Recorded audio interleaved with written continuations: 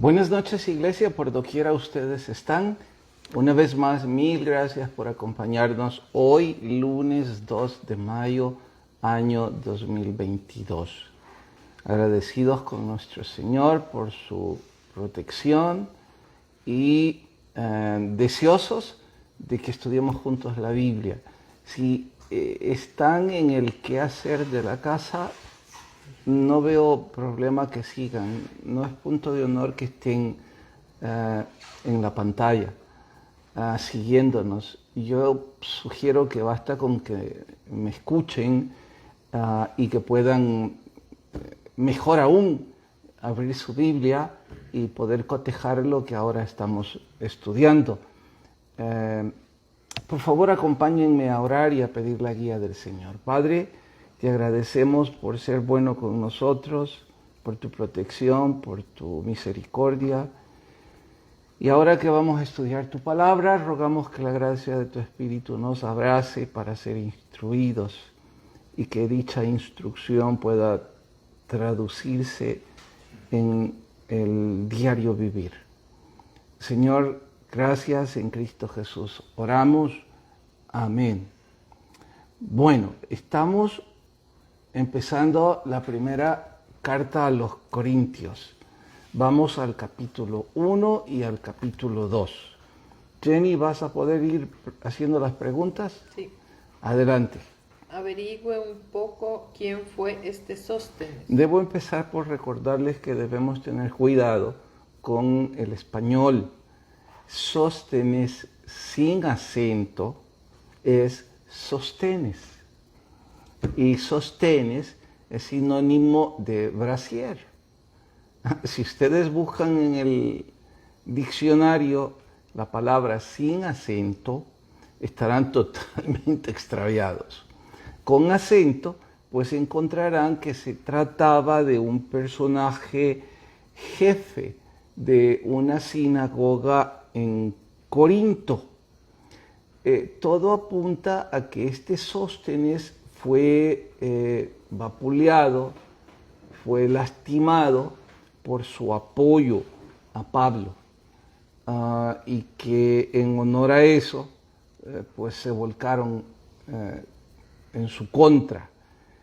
Aparece en otro pasaje y por el cariño con el que Pablo resalta el nombre de este, podemos deducir que fue un gigante de la fe. De ahí su nombre. Adelante. Jenny, quisiera no equivocarme otra vez, como cada noche, y no abordar el libro. Entonces tenés, por favor, que ayudarme. Y si algunos de ustedes ya se anticiparon en la guía y hay una o dos preguntas que quisieran no deje yo de responder, por favor escríbanla en este momento, porque dudo muchísimo que en 10 minutos que nos faltan para la primera parte pueda yo resolver toda la guía de Corintios. Ok. 2. Breve reseña histórica de la ciudad de Corinto y la iglesia ahí. Corinto era en el año 55 después de Cristo la ciudad modelo del hedonismo. Extiendo la idea. Como punto de referencia, en cuanto a fechas, remontémonos al año 0, el nacimiento de nuestro Salvador, el año 33, la muerte de nuestro Señor, año 34, y no son fechas exactas, son aproximadas. Año 34, el inicio de la iglesia primitiva. Esto significa que la iglesia primitiva, la iglesia de los apóstoles, habrá tenido para cuando se escribió esta carta unos 15 o 20 años. Significa una iglesia joven, por supuesto, con una unción como nunca antes en la historia.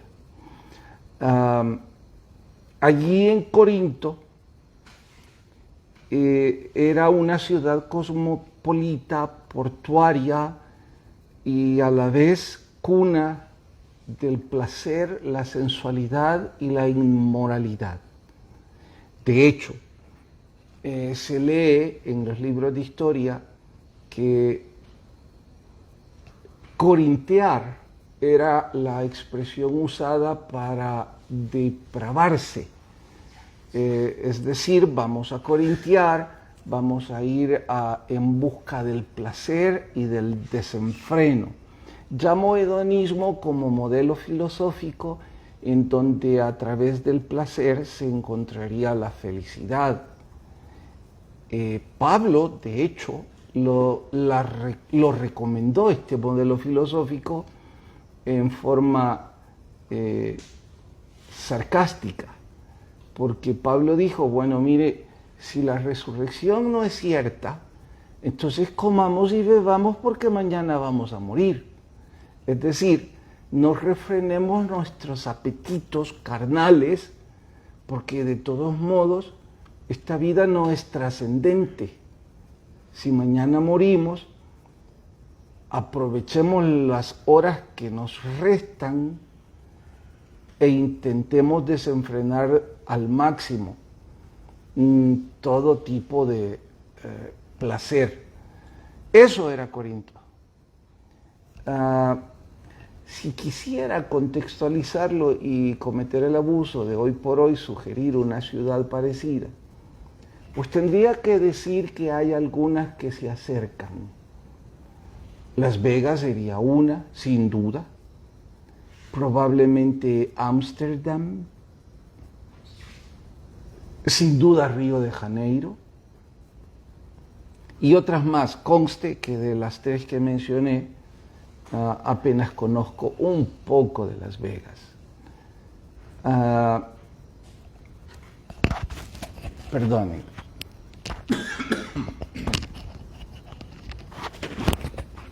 Pero ese poco es suficiente para ampliar lo que quiero decir. De hecho, intuyo que hay algunos que ya se están preguntando, pastor, ¿y usted qué anduvo haciendo en Las Vegas? En efecto, no tiene lógica alguna que alguien con fines familiares, que sería la única razón por la que yo podría estar de visita, fuera a Las Vegas, por el desenfreno implícito. O, en mi caso como pastor, no tiene lógica una cruzada en ese sitio. Pero para los que por primera vez escuchan esto, Calvary Chapel tiene una iglesia, una mega iglesia, al menos hace 10 años que yo la conocí, en el centro de Las Vegas. El pastor John Michael, que ya partió con el Señor, fundó allí esa iglesia, y era una iglesia hermosa, No me refiero a los edificios, me refiero al fuego del Espíritu Santo moviéndose. Preguntarán, pero ¿y quién se puede congregar ahí? Las Vegas es una ciudad enorme y mucha gente trabaja en cualesquiera negocios. No todo el mundo que trabaja ahí está enredado en inmoralidad y en depravación, pero sí muchísimos, muchísimos. De hecho, la noche después de la conferencia en donde yo tuve la oportunidad de compartir, el pastor John envió a alguien a que nos diera un tour por la ciudad, por la parte en donde están los hoteles y los casinos, y puedo decirles que lo que la televisión publicita se queda corto en honor al desenfreno y a la inmoralidad que ahí reina. De hecho, yo me pregunto cómo alguien sin el freno del Espíritu Santo puede detener los apetitos carnales en cualesquiera áreas que a ustedes le puedan imaginar, desde la comida hasta todo tipo de desorden sexual. Algo como eso era Corinto. Entonces ahí había una iglesia, y por lo que deduzco, una iglesia fuerte en cuanto a dones espirituales, pero también con muchos problemas que venían como producto del enredo del hedonismo de la ciudad. División al liderazgo, inmoralidad sexual desde luego, dudas con respecto a los dones, lo que querramos imaginar. Esa es una breve reseña histórica de Corinto. Dale. 4. ¿Cómo es posible estar unidos en mente y parecer? Hay que diferenciar unidad de uniformidad. Uniformidad es sinónimo de semejanza y unidad es sinónimo de indivisibilidad, no dado a la partición, sino unido. Entonces Pablo está diciendo que no le den rienda suelta a las divisiones. No está diciendo que sean uniformes, que se vistan todos igual y que piensen todos igual, porque somos diferentes y eso es lo que nos hace entidades únicas. Nuestra libertad de pensamiento y nuestro individualismo no tiene que empujarnos al divisionismo. Eso es lo que Pablo está diciendo. ¿Oficiar el bautismo es secundario? No, en lo absoluto. Lo que sucede, quiera Dios me dé el Señor gracia para explicar esto. Algunas personas tomamos cariño por nuestros mentores terrenales, nuestros pastores, al grado de verles no solo cariño, sino también fidelidad, solidaridad. Para mí, mi pastor, que tengo el regalo de Dios de que además es mi amigo, pues yo le debo todo eso. No porque lo demande, pero yo le debo gratitud por el tiempo que me ha dedicado o me sigue dedicando, por el amor que me muestra. Y claro está que esa relación espiritual me vuelve un tanto dependiente de él. No estoy diciendo que no dependo del Señor, digo esa amistad, esa mentoría, esa tutoría. En forma paralela, aquellos que habían sido llevados a los pies de Cristo por la predicación de Pablo, por su mentoría, por su discipulado, mantenían esa misma relación de cariño, afinidad, solidaridad y fidelidad. Claro está que querían que Pablo les bautizara.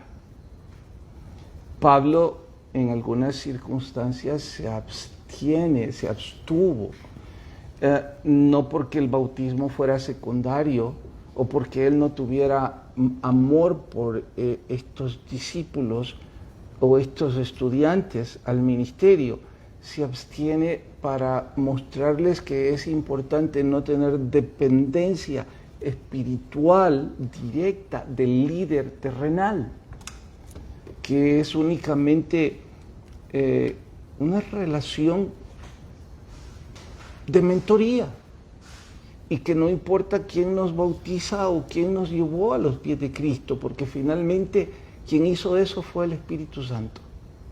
Y por eso es que dice Pablo, pues yo no lo bauticé. Ahora, ¿es algo que debemos replicar los pastores hoy día? No, en lo absoluto. De hecho, yo tengo años de no oficiar bautizos, pero fue por mi garganta. Después de predicar las 3 veces en la mañana y mi garganta bendito Dios, desde antes de la pandemia ha estado muy bien. Pero antes era recurrente a problemas de infección u otras cosas.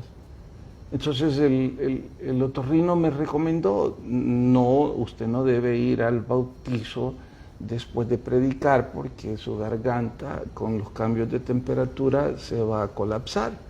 Y por eso dejé de hacerlo, no porque no sienta el cariño. De vez en cuando me acerco a donde están bautizando y de vez en cuando extraño también esa amistad que surge con los nuevos convertidos, oficiar con ellos, presentar a sus hijos, casarles, bautizarles. En una iglesia como la nuestra esas cosas cambian abruptamente debido al crecimiento y hay varios pastores y ahora que mi hijo tiene el privilegio, pues quiera Dios que esa relación se sume. Bueno. ¿Ya pasamos al libro o una más? ¿Cuál quería o pidieron alguna? No. Entonces, déjame ver. En la 6 sí vamos. Tendríamos que la 10 creo que debo mencionarla y ahí cerramos. ¿Sabiduría oculta? No, pues es la 11. Acomodar lo espiritual. No dice Pablo que hay que nosotros ajustar a la fuerza las cosas. Dice que hay que acomodar lo espiritual a lo espiritual, porque las cosas espirituales se disciernen solo espiritualmente. Yo no podría sostener una conversación sobre los dones del Espíritu Santo puntualmente del hablar en lenguas con una persona que no tiene fe en que la Biblia es la palabra de Dios. ¿Por qué? Porque no me entenderían, porque esas cosas se pueden entender únicamente o discernir espiritualmente. Perdonen la burda comparación que haré. Por más que yo quiera entender a mi cardiólogo, cada vez que me explica sobre la pared que es más ancha en mi corazón de lo normal, usa un vocabulario tan desconocido para mi léxico que no sé qué es lo que tengo. Solo sé que es una cardiopatía hipertrófica. Hasta ahí llega. ¿Y por qué? Porque yo no estoy calificado a discernir lo que sucede técnicamente con mis venas y con mi corazón. Tendría que acomodarme a su vocabulario, a su conocimiento para discernir y entender. De igual forma hay cosas en la Biblia que se necesita haber dado 2 o 3 pasos para poderlo discernir. Y bien, hoy sí, vamos al libro. Sandra Marargueta dice: Ana Sandra, buenas noches. Yo sí creo en los dones del Espíritu Santo, pero nunca he hablado en lenguas, dice. Yo creo igual, hermana. La Biblia dice que sí existen, que sí son para nuestros días. Nunca he hablado tampoco en lenguas. Pero hay, bueno, cuando lleguemos al capítulo 12 y 13, creo, entonces vamos a ampliar al respecto. Vamos al libro. 1. ¿Por qué Abraham seleccionó a Dios? ¿Por qué seleccionó Dios a Abraham? Hay una cantidad de gente que aplaude y sobreestiman a Abraham creyendo que él merece ser llamado el padre de la fe y que es en honor a sus méritos personales que Dios lo eligió. Pero eso es totalmente fuera de la historia, totalmente fuera de la verdad. Dios seleccionó a Abraham porque Él tiene misericordia de quien Él quiere tener misericordia. Abraham no tenía mérito alguno por el cual hubiese ganado ese privilegio. De hecho, si revisamos algunos de sus errores, voy a terminar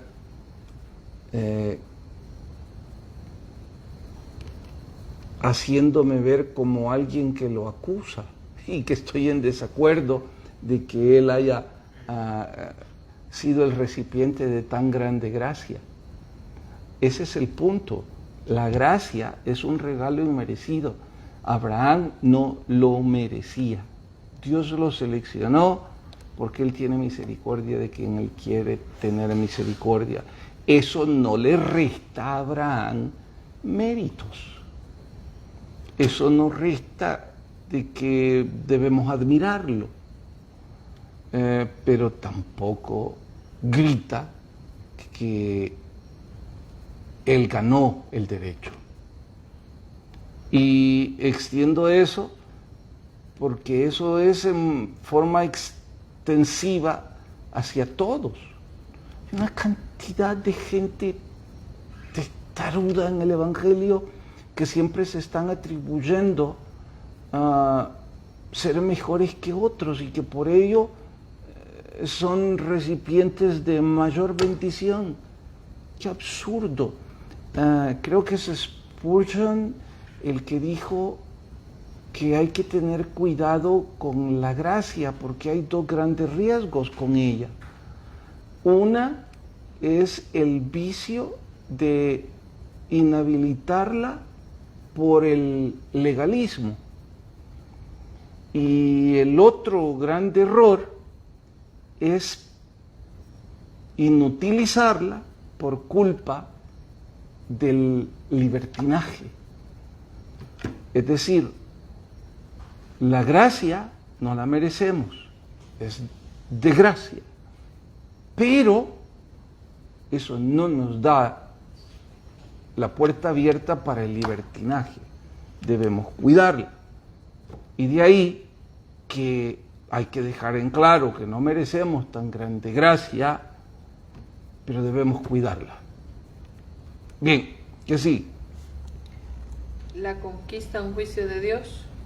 Sí, como nos íbamos a imaginar en perspectiva, ¿no? Siempre creímos que la conquista de la tierra prometida era un desafío del pueblo de Israel para llegar a una mejor tierra. Pero ahora nos deja ver John Piper desde otro punto de vista que la conquista era en realidad un juicio de parte de Dios a todos los que habitaban ahí. Y cita el verso bíblico, el cual resalta que el pecado y la aberración de los habitantes de ese territorio había ya llegado al colmo en la gracia y en la paciencia de Dios. Y que Dios decide hacer juicio a través de la conquista de la tierra prometida. En síntesis, lo que Piper está estableciendo es que cualesquiera sean las cosas que sucedan en el mundo, nos parezcan buenas o malas, son ya parte del plan divino y que hay un propósito ya implícito en medio de ello. Nuestro papel es ser responsables con lo que la Biblia dice, pero el final de esto es del Señor. Dicho en otras palabras, que nuestros caminos no son los caminos del Señor. ¿Qué sigue? Pecado, medio de liberación. Lo expliqué ya. Providencia. El acto soberano y gobernante de parte de nuestro Dios que guía todas las cosas para sus propósitos. Estoy tratando de recordar el libro de la Biblia que no menciona a Dios en ninguna parte.